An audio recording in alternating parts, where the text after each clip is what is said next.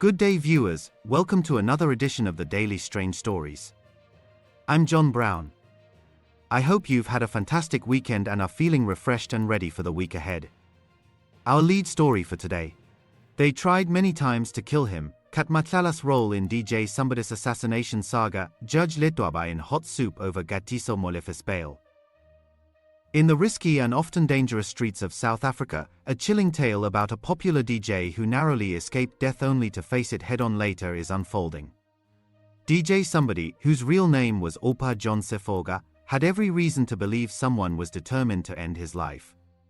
After surviving what he saw as the first clear try to take him out, he turned to a controversial and murder-accused businessman, Vusimusi, Cat Matlala, for help with protection. This move set off a chain of events that would pull in corrupt figures, including a judge now facing serious questions over his decisions.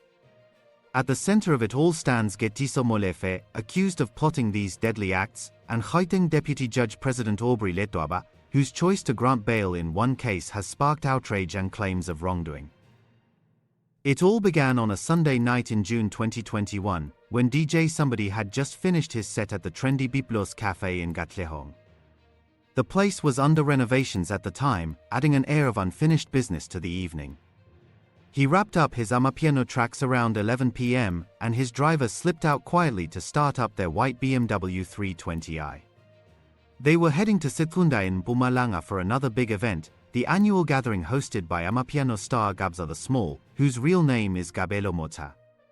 As they drove through the township streets toward the main roads, a white VW Passat appeared behind them, matching their speed and mirroring every turn. It felt off, like they were being followed with purpose. Sensing trouble, the driver pushed the accelerator hard to pull away. But the Passat sped up too, staying right on their tail. Both cars blew through a red traffic light, turning what might have been just a worry into a real chase. At the next red light before the N17 highway, DJ Sumbody's car zipped across, but a massive coal truck with the green light blocked the path. The Passat could not follow, giving them a narrow escape. In that tense moment, DJ Sumbody gripped a gun, prepared to fight back if needed. This close call happened just months before another Amapiano figure, DJ Maphorisa, whose real name is Themba Sekowe, faced gunfire after leaving the same Biblos Cafe, leaving two people badly hurt in his luxury car. Shaken by the Katlehong incident, DJ Sumbody knew he had to change things. He added more security to his routine and began sneaking out the back doors of his nightclubs, Eyewitnesses in Menlyn and Top Notch in Pretoria's central business district, without letting anyone know. He met with Cat Matlala, the owner of Cat VIP Protection, at Tashas in Menlyn to ask for help finding reliable protection. Matlala recommended Sibusiso Mokoena, someone who knew the nightlife scene well and was no longer working for him. Mokoena joined as a bodyguard, along with Sandile Mieza, forming a small team around the DJ.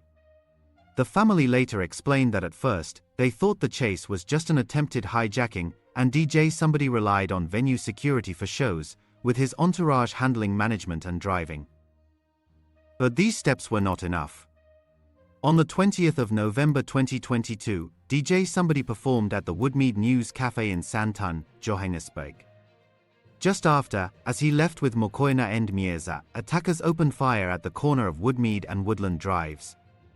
Bullets tore through their vehicles, a VW Golf GTI for DJ Sumbody and Mokoena, and a BMW X5 for Mieza. DJ Sumbody was hit 48 times and died right there. Mokoena also died on the spot, while Mieza made it to the hospital but passed away days later. This was no random act, it tied back to disputes over hidden drug dealings, pulling in a web of suspects. A month before this, on the 20th of October 2022, another shooting raised alarms. A driver in a blue VW Golf GTI, much like the one DJ Sumbody owned, was killed while entering Eyewitnesses Lifestyle in Sunnyside, Pretoria. The man, Aaron Matlala, seemed to be in the wrong place at the wrong time, fueling thoughts that the real target was DJ Sumbody himself.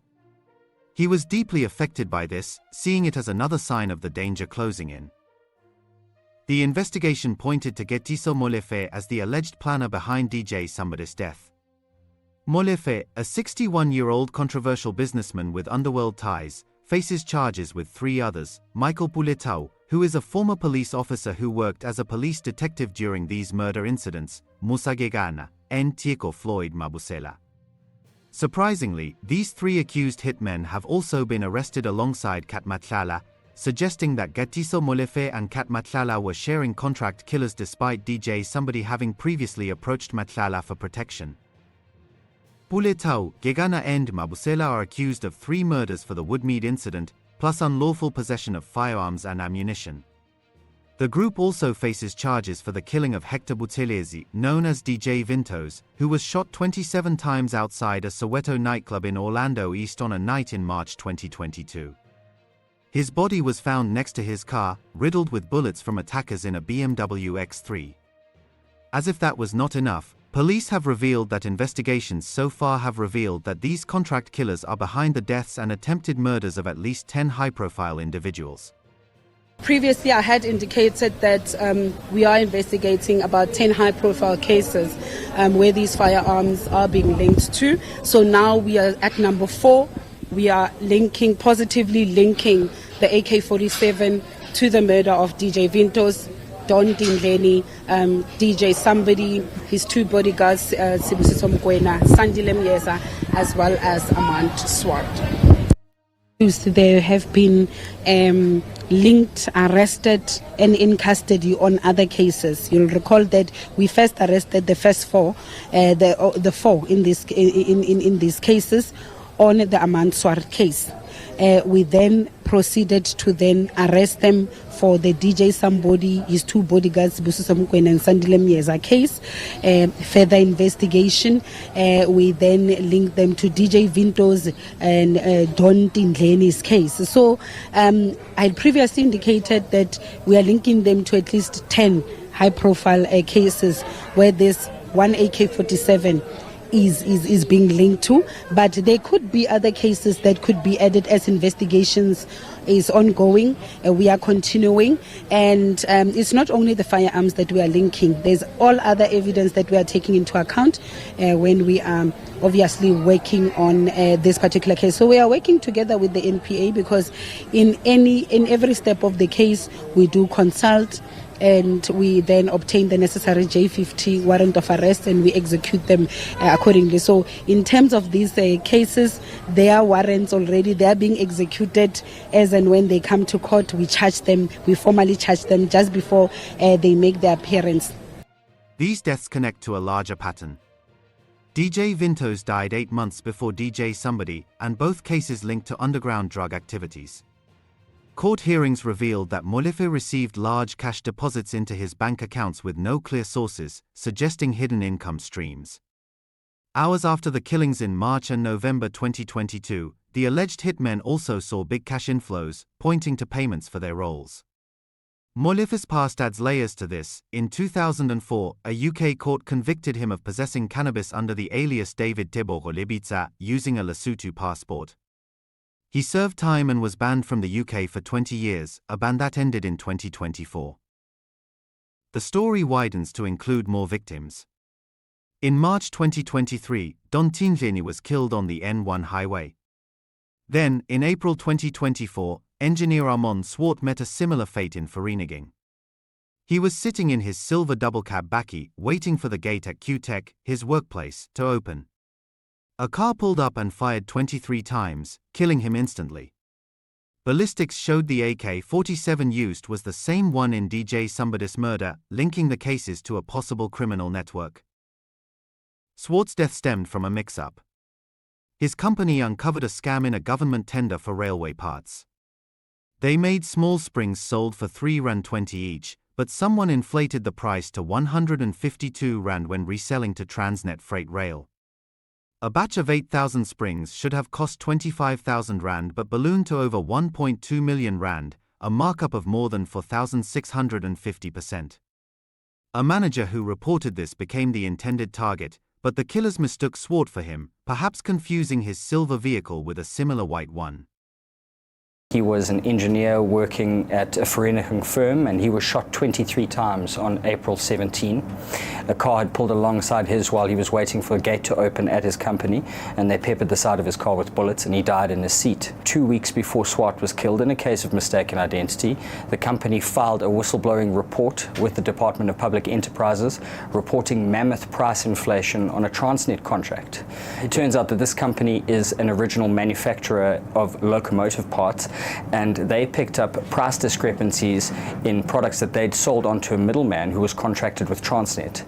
For a nondescript spring, no bigger than the size of someone's finger, which they sell for R3.20, the same product was sold for R152 each to Transnet.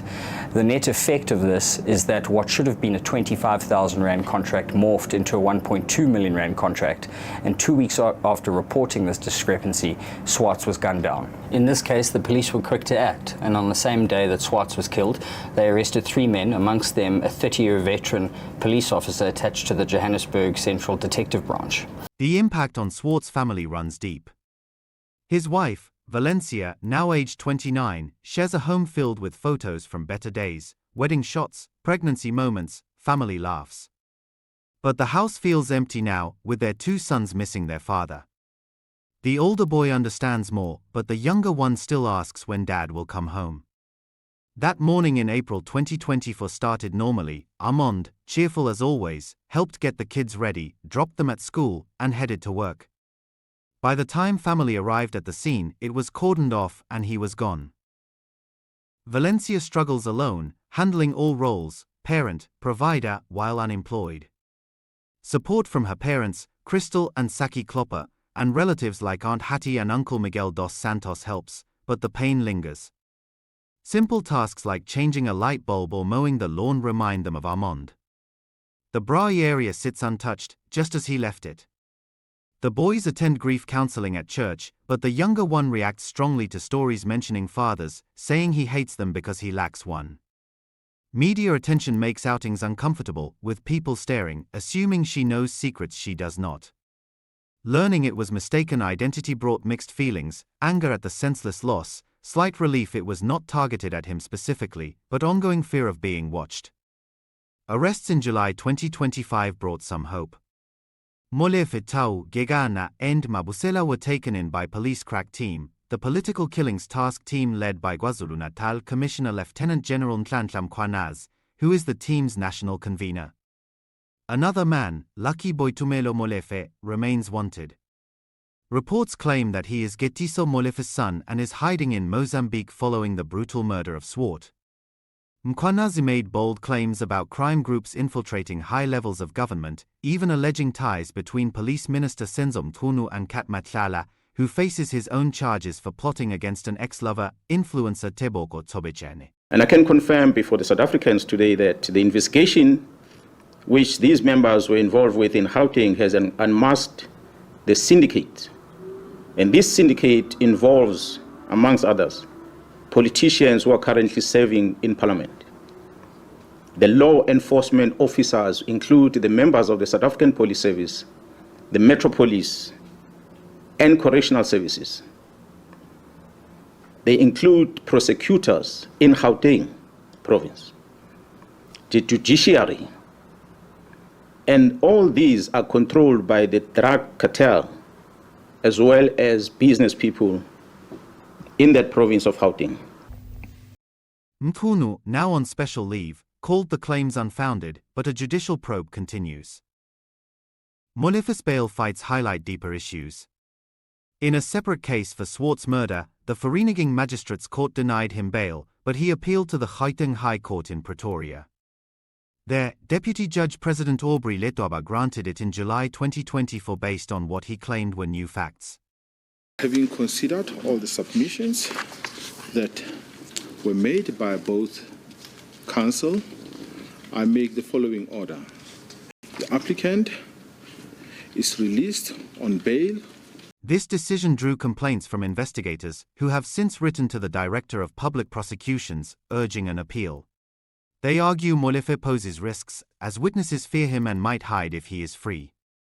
In one text from the 15th of July 2024, Molefe told his wife that bail would soon be granted in the Swartz murder case, showing his influence, and, interestingly, Judge Ledwaba then granted him a 100,000 rand bail.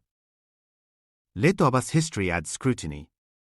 In 2019, he sealed documents related to CR17 campaign donations after a public protector report found President Cyril Ramaphosa had misled Parliament about a 500,000 rand donation. In 2020, the economic freedom fighters pushed to unseal them, arguing it hid corruption. During a 2021 Judicial Service Commission interview for a Supreme Court of Appeal spot, Ledwaba faced tough questions. Chief Justice Mendi Samaya, who was Supreme Court of Appeal president at the time, asked if he was corrupt, as some labeled him. In the end, Ledwaba did not get the job. Now, with Molefe's cases, questions arise if Ledwaba might rule favorably again, amid claims that drug networks and shady businessmen have swayed parts of the judiciary in Gauteng.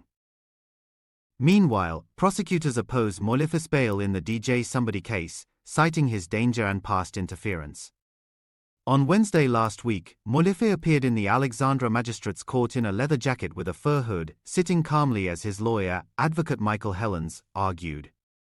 The hearing postponed to Thursday, then to the 15th of August 2025, for more submissions. Investigators worry Molefe disregards life and could tamper with the process, as he once promised bail for co-accused in another murder. On the 26th of June 2025, the accused, Katiso Molefe, who was arrested by the very same task team, was granted bail. Guess that one went under the radar. The work of the organized crime in Gauteng, supported by the political killings task team, has indeed been compromised. The Sefoka family welcomes the arrests and trusts the police and National Prosecuting Authority to build a strong case. They recall DJ Sumbody's small team was not formal bodyguards, but the venue's security sufficed until it did not.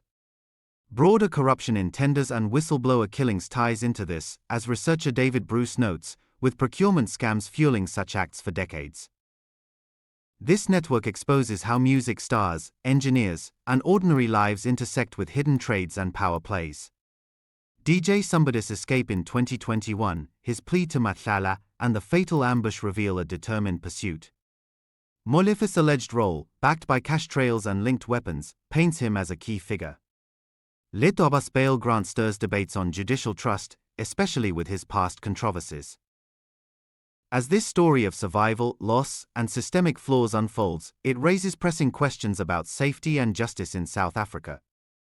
What do you think should happen to judges like Ledwaba who make decisions that allow deadly and feared people like Molefe to walk free? Thanks for watching this news bulletin. Please share your opinion in the comments section. We would be glad to read and respond to your comments. Let's meet again tomorrow in our next strange story. Wishing you a fruitful and productive week ahead.